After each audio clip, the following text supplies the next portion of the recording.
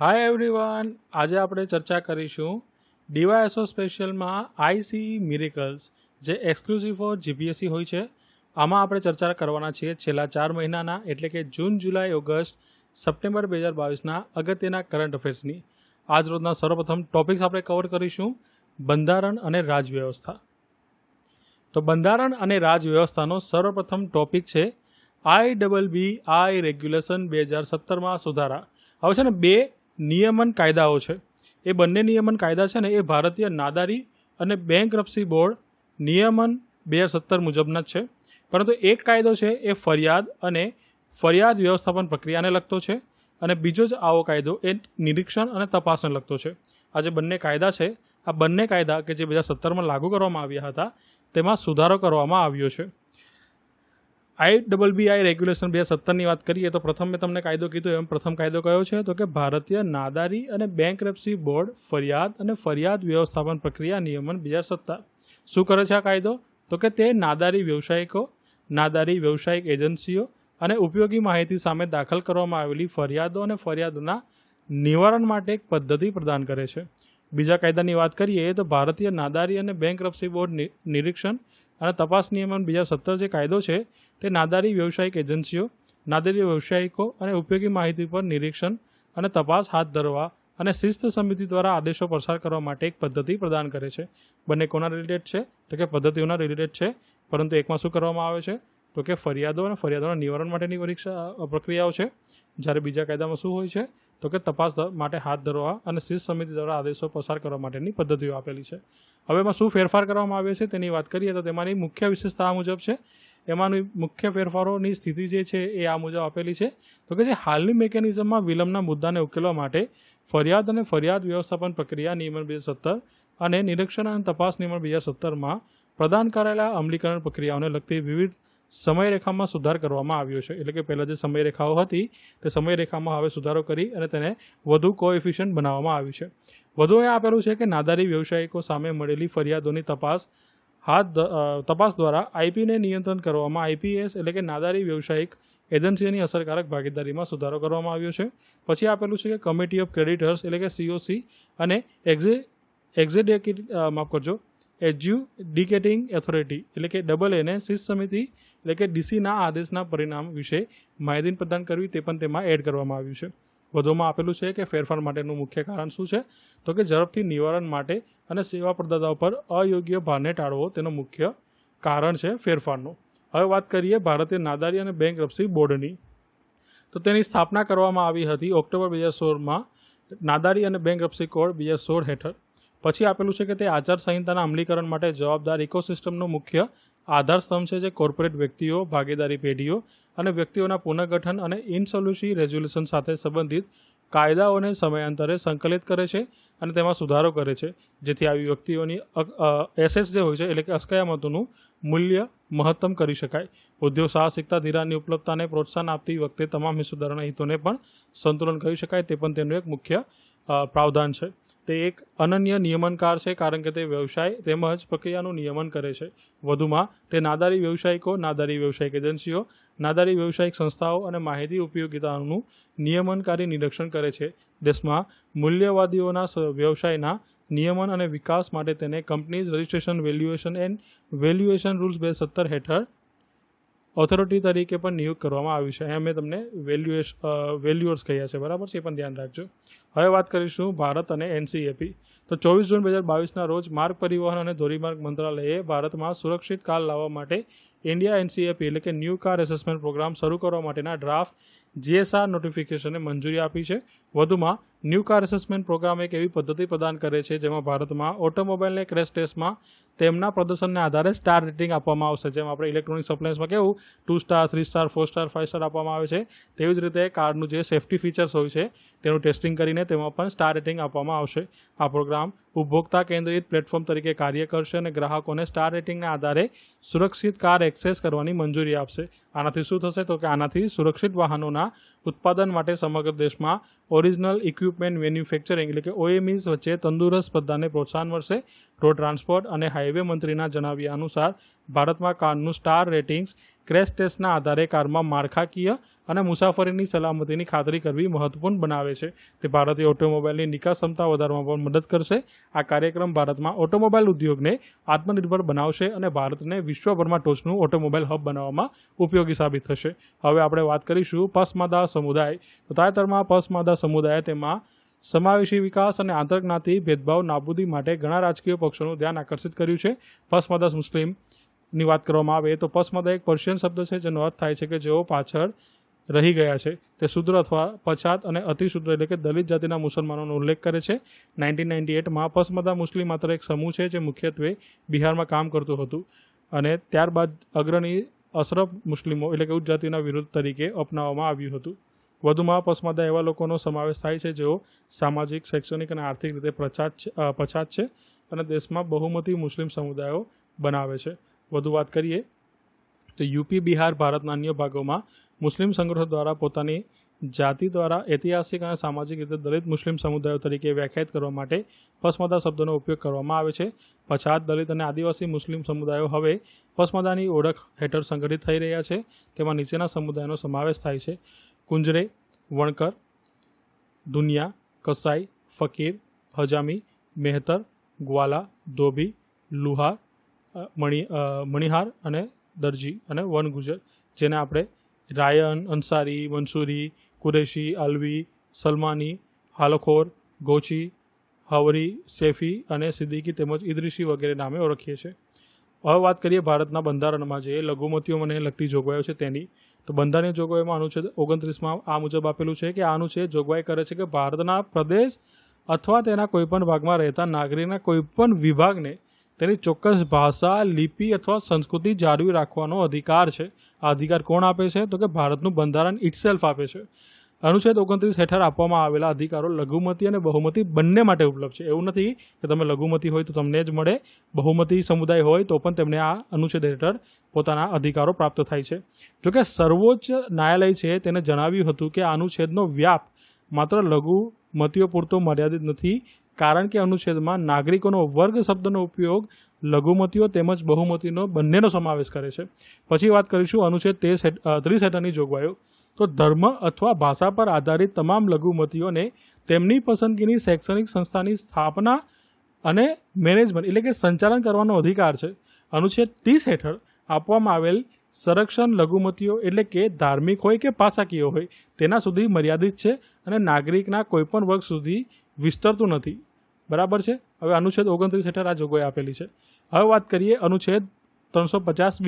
જે 7મો બંધારણીય સુધારો અધિનિયમ 1956માં લાગુ કરવામાં આવ્યો હતો ને એ આનો ઉલ્લેખ કરે છે. બરાબર છે. અનુચ્છેદ 350Bનો જે ભારતના રાષ્ટ્રપતિ દ્વારા નિયુક્ત ભાષાકીય લઘુમતીઓ માટે વિશેષ અધિકારીની જોગવાઈ. પરીક્ષામાં ક્વેશ્ચન પૂછાય કે ભારતના રાષ્ટ્રપતિ દ્વારા નિયુક્ત ભાષાકીય લઘુમતીઓ માટે વિશેષ અધિકારીની જોગવાઈ ભારતના બંધારણના કયા અનુચ્છેદમાં આપેલી છે? તમારો આન્સર હોવો જોઈએ અહીંયા 150B. બરાબર. પછી એમાં આપેલું છે કે બંધારણ હેઠળ ભાષાકીય અલ્પસંખ્યકો માટે આપવામાં આવેલ સુરક્ષા સંબંધિત તમામ બાબતોની તપાસ કરવાની વિશેષ અધિકારીની ફરજ રહેશે. આ ફરજની વાત કરી છે કોની? તો કે 350B હેઠળ જે વિશેષ અધિકારીની જોગવાઈ કરવામાં આવી છે તેની. વધુમાં આપેલી છે કે આ તો આપણે વાત કરી બંધારણીય દરજ્જાની. હવે આપણે વાત કરીશું કે વૈધાનિક જે હકો છે તેની. તો વૈધાનિક હક આ મુજબ આપેલું છે જે છે 2004નું રાષ્ટ્રીય લઘુમતી શિક્ષણ સંસ્થાઓ અધિનિયમ. બરાબર છે. આ શું છે? તો કે કાયદા દ્વારા તમને રક્ષણ આપવામાં આવેલું છે લઘુમતીઓ માટે. બરાબર છે. તે શું છે? તો કે તે એક કાયદા હેઠળ સરકાર દ્વારા સૂચિત 6 ધાર્મિક સમુદાયો, જેમાંનું એક છે મુસ્લિમો, બીજું છે ખ્રિસ્તી, ત્રીજું છે શીખો, ચોથું છે બુદ્ધ, પાંચમું છે પારસી અને છઠ્ઠું છે જૈન. આ જૈનોના આધારે શૈક્ષણિક સંસ્થાઓને લઘુમતીનો દરજ્જો આપે છે. બરાબર છે. આ 6 સમુદાયમાં તમે હોય તો તમને લઘુમતી સંસ્થાનો દરજ્જો આપવામાં આવી શકે છે. વધુ અહીં આપેલું છે કે ભારત સરકાર દ્વારા સૂચિત લઘુમતીઓની વાત કરવામાં આવે તો હાલમાં NCM એક્ટ 1992ની કલમ 2 પેટા કલમ C હેઠળ કેન્દ્ર સરકાર દ્વારા સૂચિત કરાયેલ સમુદાયોને લઘુમતી તરીકે ગણવામાં આવે છે. હવે ભારત સરકાર દ્વારા કયા કાયદા હેઠળ લઘુમતી સમુદાય સૂચિત કરવામાં આવે છે તો તમને ખબર હોવી જોઈએ. NCM એક્ટ 1992ની કલમ 2C હેઠળ કેન્દ્ર સરકાર તેને સૂચિત કરે છે. વર્ષ 1992માં NCM એક્ટ 1992ના અમલીકરણ સાથે લઘુમતી આયોગ એક વૈધાનિક સંસ્થા બની અને તેનું નામ બદલીને NCM કરવામાં આવ્યું હતું. બરાબર છે. કમિશન ફોર માઇનોરિટીઝ, બરાબર છે. પછી અહીંયા આપેલું છે કે પ્રથમ વૈધાનિક રાષ્ટ્રીય આયોગની સ્થાપના વર્ષ 1993માં કરવામાં આવી હતી અને મુસ્લિમ, ખ્રિસ્તી, શીખ, બૌદ્ધ અને પારસી નામના 5 ધાર્મિક સમુદાયોને લઘુમતીનો દરજ્જો આપવામાં આવ્યો હતો અથવા તેને સૂચિત કરવામાં આવ્યા હતા. વર્ષ 2014માં જૈનોને લઘુમતી સમુદાય તરીકે પણ સૂચિત કરવામાં આવ્યા છે. એટલે કે પરીક્ષામાં ક્વેશ્ચન પૂછાય કે જૈનોને ક્યારે લઘુમતી તરીકે સૂચિત કરવામાં આવ્યા તો 2014માં. અને સ્ટાર્ટિંગમાં કેટલા સમુદાય હતા તો કે 5 હતા. કયા કયા હતા તો કે મુસ્લિમ, ખ્રિસ્તી, શીખ, બૌદ્ધ અને પારસી. હવે આપણે વાત કરીશું નવા સંસદ ભવન પર રાષ્ટ્રીય પ્રતીકનું અનાવરણ. તો વડાપ્રધાને 11 જુલાઈ 2022ના રોજ સંસદના જે નવું સંસદ છે તેના સેન્ટ્રલ ભવન છે તેની છત પર અશોકના સ્તંભોનું અનાવરણ કર્યું હતું. 9,500 કિલોના કાંસ્યથી બનેલા રાષ્ટ્રીય જે પ્રતીક છે તેની ઊંચાઈ છે 6.50 મીટર. તેને નવા સંસદ ભવનના સેન્ટ્રલ હોલની ટોચ પર સ્થાપિત કરવામાં આવ્યું છે. ભારતનું પ્રતીક એટલે કે રાષ્ટ્રીય પ્રતીક સારનાથ ખાતે અશોકના સિંહ સ્તંભની પ્રતિકૃતિ છે જે સારનાથ મ્યુઝિયમમાં સચવાયેલ છે. વધુ અહીં આપેલું છે કે મૂળ સ્તંભની ટોચ પર 4 સિંહ છે. તેમને એકબીજાની પીઠ તરફ મૂકવામાં આવ્યા છે અને તેની નીચે ઘંટના આકારની પદ્મા ઉપર એક ચિત્રવલ્લારીમાં એક હાથી, ચોકડી ભરતો એક ઘોડો, એક આખલો અને એક સિંહની ઉભરતી મૂર્તિઓ છે જેની મધ્યમાં ચક્ર બનેલ છે. એક જ પથ્થરથી કોતરીને બનાવવામાં આવેલા સિંહ સ્તંભને ઉપર ધર્મચક્ર મૂકવામાં આવ્યો છે. ભારત સરકારે 26 જાન્યુઆરી 1950ના રોજ આ ચિહ્નને અપનાવ્યું હતું. કયા તરીકે તો કે ભારતના રાષ્ટ્રીય ચિહ્ન તરીકે. વધુ અહીંયા આપેલું છે આગળનો ટોપિક કે નાગરિક સેવા તાલીમ સંસ્થાઓ માટે રાષ્ટ્રીય ધોરણો. તો 2022ના રોજ કેન્દ્ર સરકારે નાગરિક કર્મચારીઓની ગુણવત્તાની યોગ્યતા વધારવાના ઉદ્દેશ સાથે, શેના ઉદ્દેશ્ય સાથે તો કે કેન્દ્ર સરકારે નાગરિક કર્મચારીઓની ગુણવત્તા અને યોગ્યતા વધારવાના ઉદ્દેશ્ય સાથે નાગરિક સેવા તાલીમ સંસ્થાઓ માટેના રાષ્ટ્રીય ધોરણોનું અનાવરણ કર્યું છે.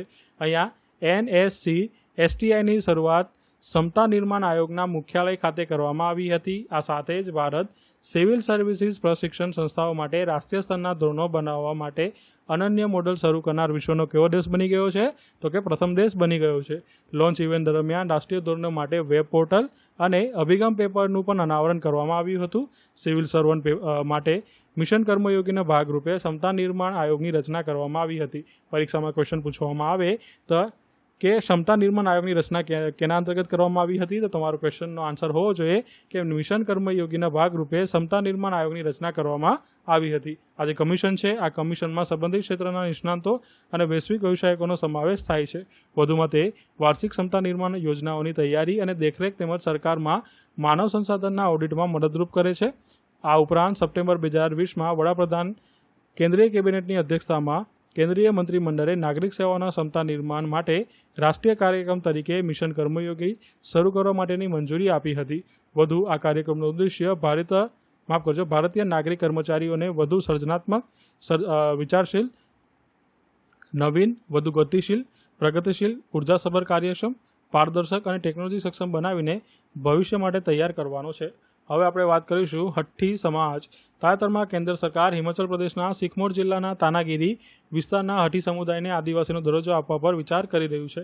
આ સમુદાયની વાત કરવામાં આવે તો એક ઘનિષ્ઠ સમુદાય છે જેને શહેરોમાં હાટ તરીકે ઓળખાતા નાના બજારોમાં ઘરેલું શાકભાજી, પાક, માંસ અને ઊન વગેરે વેચવાની પરંપરામાંથી આ નામ મળ્યું છે. હઠ્ઠી સમુદાયના પુરુષો સામાન્ય રીતે સમારોહો દરમિયાન વિશિષ્ટ સફેદ ટોપી પહેરે છે. આ સમુદાય સિરમોરથી ગીરી અને ટોસ નામની 2 નદીઓ દ્વારા વહેંચાયેલ છે.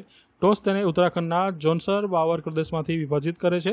ઉત્તરાખંડના ટ્રાન્સગીરી પ્રદેશમાં રહેતા હઠ્ઠી અને જોનસાર બાવર એક સમયે સિરમોરના રાજવી રજવાડાનો હિસ્સો હતા જ્યાં સુધી વર્ષ 1815માં જોનસર બાવર પ્રદેશના અલગ થયો ન હતો ત્યાં સુધી. ટ્રાન્સગીરી અને જોશર બાવર સમાન પરંપરા ધરાવે છે અને આંતરજ્ઞાતિ લગ્ન સામાન્ય છે. હઠ્ઠી સમુદાયમાં કઠોર જાતિ વ્યવસ્થા છે અને ભાત અને ખાસ ઉચ્ચ જાતિઓ છે જ્યારે બંધોઈ નીચલી જાતિઓ છે. આંતરજાતીય લગ્ન હવે પરંપરાગત રીતે કડક નથી. હઠ્ઠી સમુદાયનું સંચાલન ખુબાલી નામની પરંપરાગત પરિષદ દ્વારા કરવામાં આવે છે જે હરિયાણાની ખાપ પંચાયતની જેમ જ સમુદાયની બાબતોનું ધ્યાન રાખે છે. પંચાયતી રાજ પ્રણાલીની સ્થાપના થયા હોવા છતાં ખુબલીની સત્તાને પડકારવામાં આવતી નથી. સિરમોર અને સિમલા પ્રદેશમાં લગભગ 9 વિધાનસભા બેઠકો પર તેમની સારી હાજરી છે.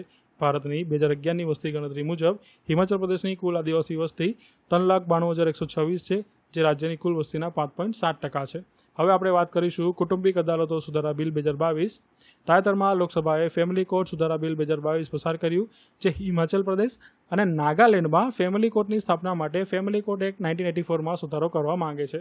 હવે વાત કરીએ આપણે ફેમિલી કોડ 1984 વિશે. પ્રથમ છે કે કૌટુંબિક અદાલતોની સ્થાપના. તો આ જે અધિનિયમ છે, આ અધિનિયમ સમાધાનને પ્રોત્સાહન આપવા અને લગ્ન અને પારિવારિક બાબતો અને સંબંધિત વિવાદોના ઝડપી સમાધાનની ખાતરી કરવા માટે કૌટુંબિક અદાલતોની સ્થાપના કરવા માટે ઘડવામાં આવ્યો હતો.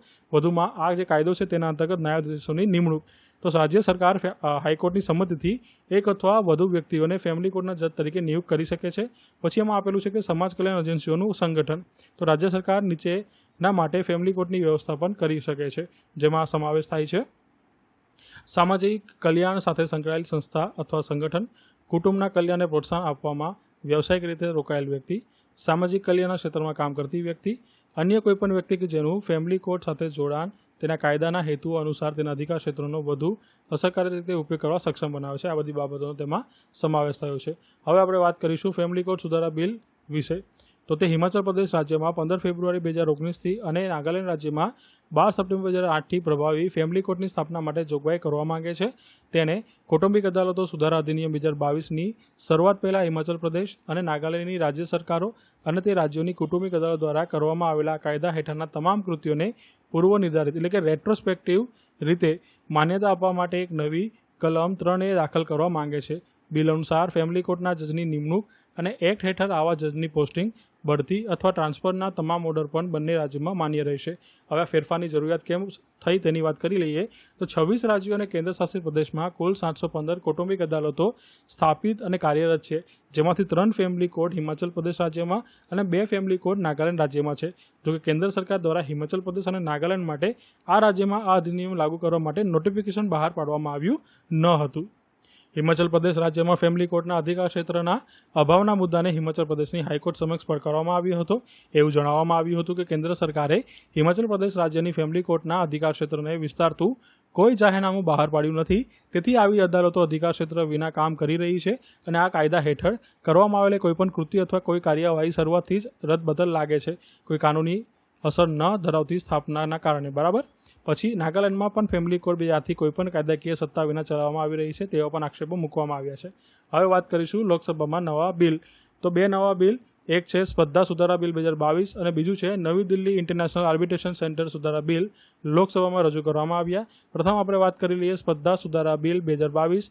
પરિચય વાત કરીએ તો આ બિલનો પરિચય અહીંયા આપેલો છે કે તે કોમ્પિટિશન કમિશન ઓફ ઇન્ડિયાના માળખામાં ફેરફાર કરવા માંગે છે. એટલે કે CCIનું જે સ્ટ્રક્ચર છે તેમાં શું ફેરફાર કરવામાં આવશે તે આ બિલમાં જણાવવામાં આવ્યું છે. તે CCIને વર્તમાન બજારોની જરૂરિયાત પૂરી કરવા માટે પરવાનગી આપે છે. તેમાં CCIના સંયોજનને સૂચિત કરવા માટેના માપદંડો તરીકે ટ્રાન્ઝેક્શન વેલ્યુ રાખવાની જોગવાઈ પણ છે. અન્ય સૂચિત સુધારાઓની વાત કરવામાં આવે તો સ્પર્ધા વિરોધી કરારો અને વર્ચસ્વના દુરુપયોગની માહિતી મેળવવા માટે CCI સમક્ષ 3 વર્ષની મર્યાદા અવધિ નક્કી કરવામાં આવી છે. સ્પષ્ટતા પ્રદાન કરવા માટે એન્ટરપ્રાઇઝ, સંબંધિત ઉત્પાદન બજાર, જૂથ અને નિયંત્રણ જેવી ચોક્કસ વ્યાખ્યાઓમાં ફેરફાર પણ કરવામાં આવ્યો છે. આ જે બિલ છે તેની વિશેષતાની વાત કરવામાં આવે તો સ્પર્ધા વિરોધી કરારોને વિસ્તૃત કરવા. પછી આપેલું છે કે મર્જર અને એક્વિઝિશનની ઝડપી મંજૂરી આપવી. તપાસ દરમિયાન માહિતી શેર કરવા ઈચ્છુક પક્ષકારો માટે જે તેમનો દંડ હોય છે તેમના દંડમાં ઘટાડો કરવો. અને પછી આપેલું છે કે મુકદ્દમામાં ઘટાડો કરવો. આ તેના મુખ્ય વિશેષતાઓ છે. હવે આપણે વાત કરીશું ભારતીય સ્પર્ધા પંચની. તો કોમ્પિટિશન કમિશન ઓફ ઇન્ડિયા એક વૈધાનિક સંસ્થા છે જે સ્પર્ધા અધિનિયમ 2002ના ઉદ્દેશોના અમલીકરણ માટે જવાબદાર છે. તેની રચના માર્ચ 2009માં કરવામાં આવી હતી. બરાબર છે. તેની પાછળ કાયદાનું સપોર્ટ છે, એટલે કે વૈધાનિક સંસ્થા છે. કયો કાયદો લાગુ પાડવામાં આવ્યો હતો જેના કારણે તેની સ્થાપના થઈ હતી? તો યાદ રાખજો, સ્પર્ધા અધિનિયમ 2002. પછી એમાં આપેલું છે કે રાઘવન સમિતિની ભલામણો પર એકાધિકાર અને પ્રતિબંધિત વેપાર વ્યવહાર અધિનિયમ 1969 એટલે કે MRTP એક્ટ રદ કરવામાં આવ્યો હતો અને સ્પર્ધા અધિનિયમ 2002 દ્વારા તેને બદલવામાં આવ્યો હતો. આ જે સ્પર્ધા અધિનિયમ છે અથવા ભારતીય સ્પર્ધા પંચ છે તેના હેતુની વાત કરવામાં આવે તો CCI એક કોમ્પિટિશન રેગ્યુલેટર છે અને નાની સંસ્થાઓ માટે વોચડોગ છે. જેના ઉદ્દેશ્યની વાત કરવામાં આવે તો સ્પર્ધાને પ્રતિકૂળ અસર કરતી પદ્ધતિઓને નાબૂદ કરવાનો, સ્પર્ધાને પ્રોત્સાહન આપવાનો અને ચાલુ રાખવાનો, ગ્રાહકોના હિતોનું રક્ષણ કરવાનો અને ભારતીય બજારોમાં વેપારની સ્વતંત્રતા સુનિશ્ચિત કરવાનો છે. તેના ગઠનની વાત કરવામાં આવે તો કોમ્પિટિશન એક્ટ મુજબ કમિશનમાં એક અધ્યક્ષ અને 6 સભ્ય હોય છે, જેમની નિમણૂક કોણ કરે છે? તો કે કેન્દ્ર સરકાર કરે છે. કમિશન એક અર્ધન્યાયિક સંસ્થા છે જે વૈધાનિક અધિકારીઓને સલાહ આપે છે તેમજ અન્ય બાબતોનું નિરાકરણ લાવે છે. તેના પ્રમુખ અને અન્ય સભ્યો પૂર્ણકાલીન હોય છે. બરાબર છે. તેના સભ્ય કેવા હોય છે? તો કે પૂર્ણકાલીન હોય છે અને પ્રમુખ પણ પૂર્ણકાલીન હોય છે. હવે બીજા જે બિલ છે લોકસભામાં રજૂ થયું તેની વાત કરીએ તો નવી દિલ્હી ઇન્ટરનેશનલ આર્બિટ્રેશન સેન્ટર સુધારા બિલ. નવી દિલ્હી ઇન્ટરનેશનલ આર્બિટ્રેશન સેન્ટર એક મધ્યસ્થતા અને સમાધાનની કાર્યવાહી હાથ ધરવા માટે નવી દિલ્હીમાં તે એક સ્વાયત્ત સંસ્થા છે. તેની સ્થાપના 2019માં કરવામાં આવી હતી અને સંસદના અધિનિયમ દ્વારા તેને રાષ્ટ્રીય મહત્વની સંસ્થા તરીકે જાહેર કરવામાં આવી હતી. નવી Delhi international arbitration centre amendment bill કાયદા મંત્રી દ્વારા તેને ઇન્ડિયા ઇન્ટરનેશનલ આર્બિટ્રેશન સેન્ટર તરીકે નામ આપવા માટે રજૂ કરવામાં આવ્યું છે. આ બિલ ખાલી નવી દિલ્હીની જગ્યાએ ઇન્ડિયા એડ કરવા માટે આ સુધારો રજૂ કરવા માંગે છે. હવે વાત કરીશું ભારતના 49માં મુખ્ય ન્યાયાધીશ. રાષ્ટ્રપતિ દ્રૌપદી મુર્મુએ સુપ્રીમ કોર્ટના જસ્ટિસ ઉદય ઉમેશ લલિતને દેશના 49માં CJI તરીકે નિયુક્ત કર્યા છે. તેમનો કાર્યભાર 27 ઓગસ્ટ 2022ના રોજ શરૂ થયો છે. 26 ઓગસ્ટ 2022ના રોજ 48માં મુખ્ય ન્યાયાધીશ જસ્ટિસ NV રમન્ના નિવૃત્ત થયા હતા. તેને કારણે તેમને 27 ઓગસ્ટના રોજ શપથ અપાવવામાં આવ્યા હતા. જસ્ટિસ ઉદય ઉમેશ લલિતની ઓગસ્ટ 2014માં સુપ્રીમ કોર્ટના જજ તરીકે નિમણૂક કરવામાં આવી હતી. જસ્ટિસ લલિત 2 ટર્મ માટે સુપ્રીમ કોર્ટ લીગલ સર્વિસ કમિટીના સભ્ય તરીકે પણ સેવા આપી ચૂક્યા છે. મહારાષ્ટ્રના સોલાપુરમાં 9 નવેમ્બર 1957ના રોજ જન્મેલા જસ્ટિસ લલિતને જૂન 1983માં bar council of Maharashtra and ગોવાએ એડવોકેટ તરીકે રજીસ્ટર કર્યા હતા. જાન્યુઆરી 1986માં સુપ્રીમ કોર્ટમાં આવતા પહેલાં તેમણે ડિસેમ્બર 1985 સુધી બોમ્બે હાઈકોર્ટમાં પ્રેક્ટિસ કરી હતી. ભારતના મુખ્ય ન્યાયાધીશ અને સુપ્રીમ કોર્ટના ન્યાયાધીશોની નિમણૂક રાષ્ટ્રપતિ દ્વારા ભારતીય બંધારણના અનુચ્છેદ 124 કલમ 2 હેઠળ કરવામાં આવે છે. ચીફ જસ્ટિસના પદની બાબતમાં તેમના ઉત્તરાધિકારના નામની ભલામણ દેશના આઉટગોઈંગ ચીફ જસ્ટિસ દ્વારા કરવામાં આવે છે.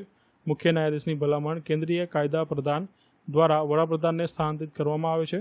વડાપ્રધાન તે જ આધારે રાષ્ટ્રપતિને સલાહ આપે છે.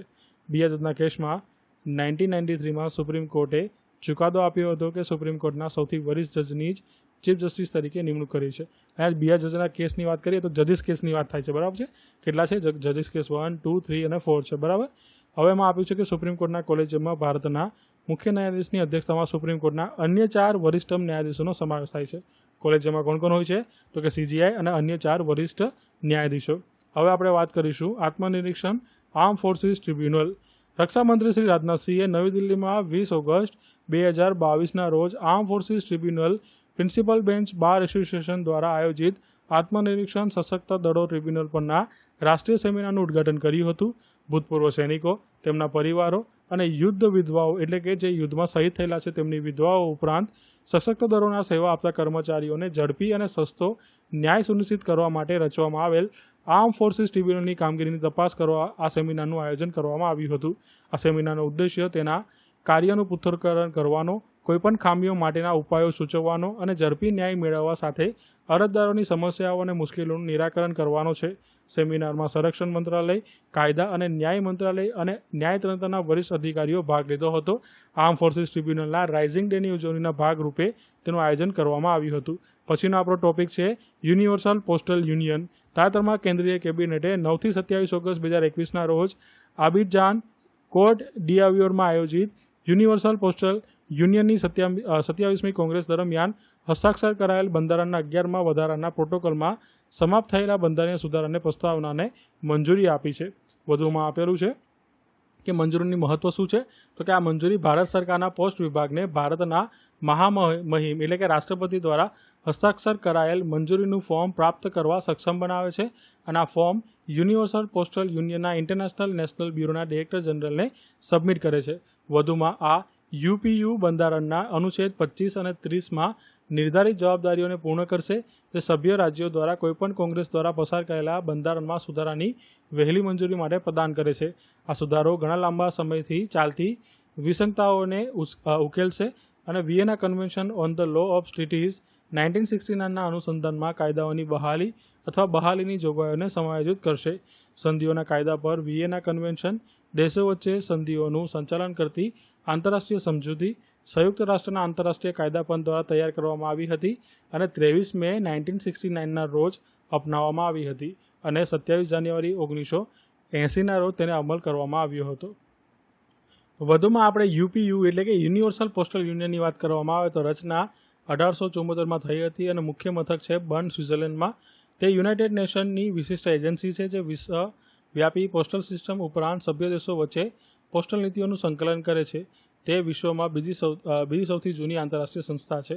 તેના 4 એકમો નીચે મુજબ છે. પ્રથમ છે કોંગ્રેસ, બીજું છે વહીવટી પરિષદ, ત્રીજું છે આંતરરાષ્ટ્રીય બ્યુરો અને ચોથું છે પોસ્ટલ પોર્ટ તે ટેલિમેટિક્સ અને એક્સપ્રેસ મેલ સર્વિસ સહકારી સંસ્થાઓની પણ દેખરેખ રાખે છે. સંયુક્ત રાષ્ટ્રનો કોઈપણ સભ્ય દેશ યુપીઓનો સભ્ય બની શકે છે. યુનાઇટેડ નેશનનો કોઈપણ બિનસભ્ય દેશ યુપીઓનો સભ્ય બની શકે જો તેની વિનંતીને ઓછામાં ઓછા 2/3 યુપીયુ સભ્યો રાજ્યો દ્વારા મંજૂરી કરવામાં આવે. તેના 192 સભ્ય દેશો સાથે સંસ્થા સલાહકાર, મધ્યસ્થી અને સંપર્કની ભૂમિકાઓ પૂરી પાડે છે અને જ્યાં જરૂરી હોય ત્યાં તકનીકી સહાય પણ પૂરી પાડે છે. એસોસિએશન આંતરરાષ્ટ્રીય મેલ એક્સચેન્જ માટે નિયમો નક્કી કરે છે અને મેલ, પાર્સલ અને નાણાકીય સેવાઓના વોલ્યુમમાં વધારો કરવા અને ગ્રાહકો માટે સેવાની ગુણવત્તા સુધારવા માટે ભલામણો કરે છે. ભારત વર્ષ 1876માં યુપીઓમાં જોડાયું હતું. હવે વાત કરીએ બેંક ફ્રોડ તપાસ માટે રજિસ્ટરી. તાજેતરમાં આરબીઆઈએ છેતરપિંડી કરનારા વેબસાઇટ, ફોન અને છેતરપિંડી કરનારાઓ દ્વારા ઉપયોગમાં લેવામાં આવતી વિવિધ પદ્ધતિઓના ડેટાબેઝ બનાવવા માટે ફ્રોડ રજિસ્ટ્રીની સ્થાપના કરવાનું વિચાર્યું છે. છેતરપિંડી રજિસ્ટ્રીની વાત કરવામાં આવે તેનો પરિચય અહીં આપેલો છે કે રજિસ્ટ્રીનો ડેટાબેઝ છેતરપિંડી કરનારાઓનું છેતરપિંડીનું પુનરાવર્તન કરતાં અટકાવવામાં મદદ કરશે, કારણ કે વેબસાઇટ અથવા ફોન નંબર બ્લેકલિસ્ટ કરવામાં આવશે. ચૂકવણી સિસ્ટમના સહભાગીઓને વાસ્તવિક સમયમાં છેતરપિંડી પર નજર રાખવા માટે આ રજિસ્ટ્રીની એક્સેસ આપવામાં આવશે. પછી એમાં આપવામાં આવશે કે જાગૃતિનો ફેલાવો. તો ગ્રાહકોને ઉભરતા જોખમો વિશે શિક્ષિત કરવા માટે એકંદર છેતરપિંડીના ડેટા પ્રકાશિત કરવામાં આવશે. ત્રીજી બાબત છે લોકપાલ યોજના. તો વર્ષ 2021-22 દરમિયાન આ યોજના હેઠળ આશરે 4.18 લાખ ફરિયાદો મળી હતી, જે અગાઉના વર્ષ કરતાં 3.82 લાખ હતી, જે વધુ થઈ. બરાબર છે. વર્ષ 2020માં 96.5%ની સરખામણીએ વર્ષ 2021માં લગભગ 97.9% કેસોનું સમાધાન થયું હતું. ગત નાણાકીય વર્ષ દરમિયાન આરબીઆઈની મળેલી લગભગ 39% ફરિયાદોને ડિજિટલ ટ્રાન્ઝેક્શન સંબંધિત હતી. વધુ તેમાં અંતર્ગત વાત કરવામાં આવે તો અન્ય સંબંધિત પહેલો આ મુજબ છે. પ્રથમ છે બેન્કિંગ. એનબીએફસી ડિજિટલ પેમેન્ટ સિસ્ટમમાં સર્વિસ ગેપને દૂર કરવા માટે એકીકૃત ગ્રાહક ફરિયાદ નિવારણ પદ્ધતિ. પછી છે વન નેશન વન લોકપાલ. વડાપ્રધાને વૈકલ્પિક નિવારણ પદ્ધતિને સરળ અને નિયંત્રણ સંસ્થાઓના ગ્રાહકો માટે વધુ પ્રતિભાવશીલ બનાવવા વન નેશન વન લોકપાલની શરૂઆત કરી હતી. આગળ વાત કરીએ બેન્કિંગ લોકપાલ યોજનાની, તો તેનો પરિચય અહીં આપેલો છે. આ યોજના ભારતીય રિઝર્વ બેંક દ્વારા નિયમનકારી સંસ્થાઓ દ્વારા પૂરી પાડવામાં આવતી સેવાઓના સંદર્ભમાં ગ્રાહકોની ફરિયાદોને ઝડપી અને અસરકારક રીતે ઉકેલવા માટે શરૂ કરવામાં આવી હતી. તે ભારતીય રિઝર્વ બેંકની 3 લોકપાલ યોજનાઓ સમાવે છે, જેમાં 2006 માટે બેન્કિંગ લોકપાલ યોજના, 2018 માટેની એનબીએફસી માટે લોકપાલ યોજના અને 2019 માટેની ડિજિટલ ટ્રાન્ઝેક્શન ઓમ્બુડસમેન સ્કીમનો સમાવેશ કરે છે. ઇન્ટિગ્રેટેડ ઓમ્બુડસમેન યોજના આરબીઆઈ દ્વારા નિયંત્રિત બેંકો, એનબીએફસી એટલે કે નોન બેન્કિંગ ફાઇનાન્શિયલ ઇન્સ્ટિટ્યુશન અને પ્રીપેડ ઇન્સ્ટ્રુમેન્ટ પ્લેયર્સ જેવી સંસ્થાઓ દ્વારા પ્રદાન કરવામાં આવતી સેવાઓમાં ઓળખ સાથે સંબંધિત ગ્રાહકોની ફરિયાદોનું નિવારણ પ્રદાન કરશે.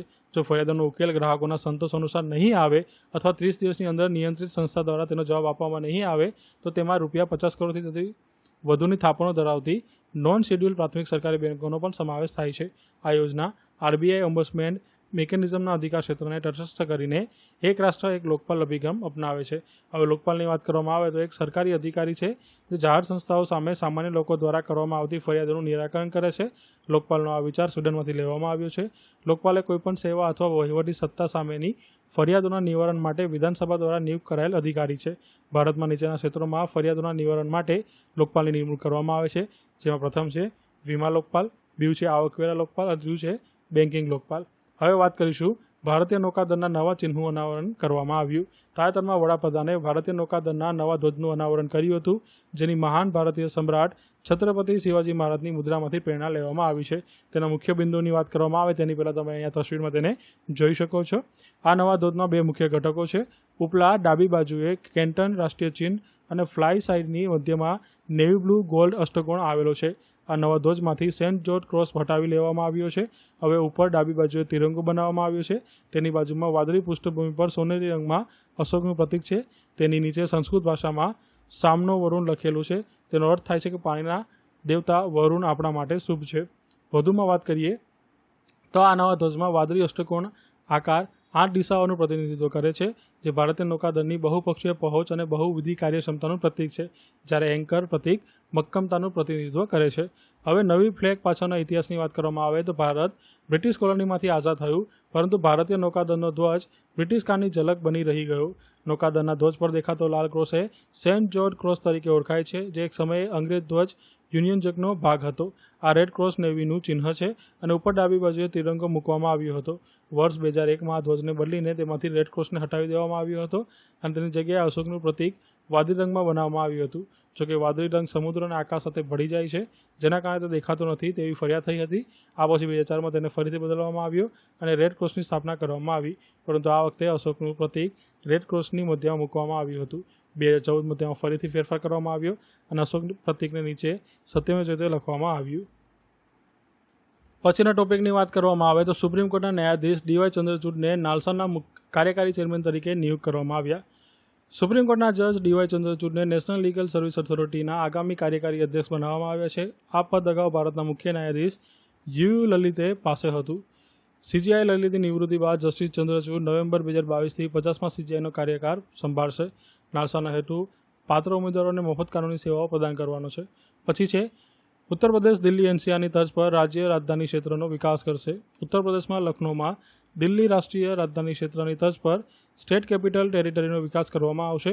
શહેરી આયોજનને લગતી ભવિષ્યની જરૂરિયાતોને ધ્યાનમાં રાખીને તેનો વિકાસ કરવામાં આવશે. લખનૌ અને તેની આસપાસના જિલ્લાઓ જેવા કે ઉન્નાવ, સીતાપુર, રાયબરેલી, બારાબંકી અને કાનપુરને એનસીઆરમાં સામેલ કરી શકાય છે.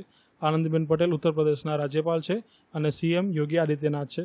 પછી છે રાષ્ટ્રપતિએ ગુર્જર મુસ્લિમ ગુલામ અલીને જમ્મુ કાશ્મીરથી રાજ્યસભામાં નિયુક્ત કર્યા. રાષ્ટ્રપતિ દ્રૌપદી મુર્મુએ જમ્મુ કાશ્મીરના ગુર્જર મુસ્લિમ ગુલામ અલીને રાજ્યસભામાં નિયુક્ત કર્યા છે. કેન્દ્ર સરકારની ભલામણ પર અલીને રાજ્યસભામાં નિયુક્ત કરવામાં આવ્યા છે. આ પહેલીવાર છે જ્યારે પ્રદેશના ગુર્જર મુસ્લિમને નિયુક્ત સભ્ય તરીકે રાજ્યસભામાં મોકલવામાં આવ્યા છે. રાજ્યસભાના સભાપતિની વાત કરવામાં આવે તો જગદીપ ધનકર હોદ્દાની રૂએ તેના સભાપતિ છે, બરાબર, અને ભારતના ઉપરાષ્ટ્રપતિ છે. હવે વાત કરીશું કેન્દ્ર સરકારે દિલ્હી એમસીડીમાં સૌથી વધુ 250 વોર્ડ નક્કી કર્યું. કેન્દ્ર સરકારે દિલ્હી મ્યુનિસિપલ કોર્પોરેશનમાં સૌથી વધુ 250 વોર્ડ નક્કી કર્યા છે, જેમાંથી 42 વોર્ડ અનુસૂચિત જાતિ માટે અનામત રાખવામાં આવે છે. આ પહેલાં 3 એમસીડીમાં કુલ સીટોની સંખ્યા 272 હતી. મે 2022માં કેન્દ્ર સરકાર દ્વારા દિલ્હીની 3 નાગરિક સંસ્થાઓના એકીકરણ માટે એક જાહેરનામું બહાર પાડવામાં આવ્યું હતું. પછી છે કેન્દ્ર સરકારે આસામ સરકાર અને 8 આદિવાસી જૂથો સાથે ત્રિપક્ષીય સમજૂતી પર હસ્તાક્ષર કર્યા. કેન્દ્ર સરકાર આસામ રાજ્ય સરકારે 15 સપ્ટેમ્બર 2022ના રોજ કેન્દ્રીય ગૃહમંત્રી અમિત શાહની હાજરીમાં આસામના 8 આદિવાસી સંગઠનો સાથે ત્રિપક્ષીય શાંતિ કરાર પર હસ્તાક્ષર કર્યા છે. આ કરાર પર હસ્તાક્ષર થવાની સાથે જ લગભગ 1100 લોકોએ હિંસાનો રસ્તો છોડી દીધો છે. જાન્યુઆરી 2020માં કેન્દ્રએ 50 વર્ષથી વધુ જૂના બોડો સંકટને સમાપ્ત કરવા માટે આસામ સરકાર અને બોડો પ્રતિનિધિઓ સાથે ઐતિહાસિક કરાર પર હસ્તાક્ષર કર્યા હતા. સો વિદ્યાર્થી મિત્રો, આઈસ મિરેકલ્સ માટેનું જે બંધારણ અને રાજ્યવ્યવસ્થાનું પોર્શન હતું એ પૂર્ણ કરીએ. હવે આપણે લઈને આવશું નવું અર્થવ્યવસ્થાને લગતા ટોપિક્સ, બરાબર છે. તો તેના માટે તમે વિડીયોને જોતા રહેજો અને ચેનલને સબસ્ક્રાઈબ કરી લેજો. મળી આવતા વિડીયોમાં ત્યાં સુધી કીપ લર્નિંગ અને ગોડ બ્લેસ યુ ઓલ.